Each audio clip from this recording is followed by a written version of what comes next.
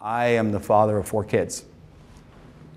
And so I've had very real reinforcement on what I'm about to tell you, and that is that we're all born with immense passion, mind-boggling amount of curiosity.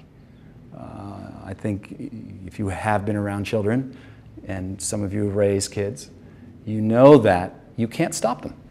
You can't stop them from wanting to lift their head. You can't stop them from wanting to stand up. You can't stop them from wanting to walk and then wanting to run. And if you look at that process of passion and curiosity and that hunger to grow and take on more into the world and understand more about the world, it really is about as clear a picture as we can get of the soul really speaking to us through desire. The child wants to become what it wants to become. And those first steps of lifting their head and rolling over, then lifting the head and starting to walk and run, that's an expression, and that's a powerful expression of what we come into life with.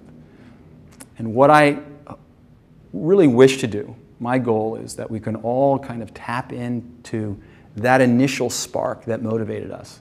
Because to the degree to which we honor it, to the degree which we tune back into it, not only can you change your own life, but you can change the world.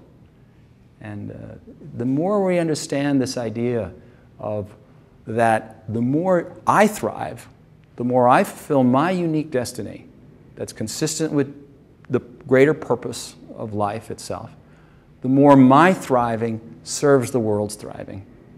And we live at a time really where I think it really behooves us to ask, how can I make the world a little better?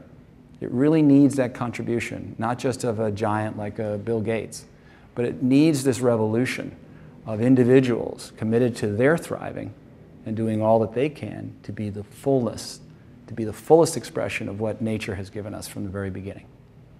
That's a kind of peek of what this material is all about. And the most important thing I say as a teacher, where I come from on this, is that it's nice to read about it. Hopefully I've done a decent job of kind of giving you a sense of the terrain a little bit and trying to make it interesting. But the point is that unless you do something, we become part of that 4 out of 5 people who don't fulfill their intentions.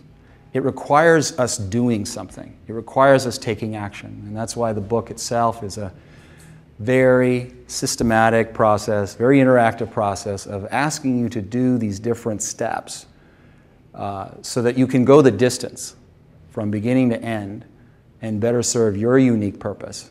And as a result, fulfill the mission that we've all come here for, which is to be happier, to be more fulfilled, and to live a life that we can be proud of and that we can leave a meaningful legacy when it's all done.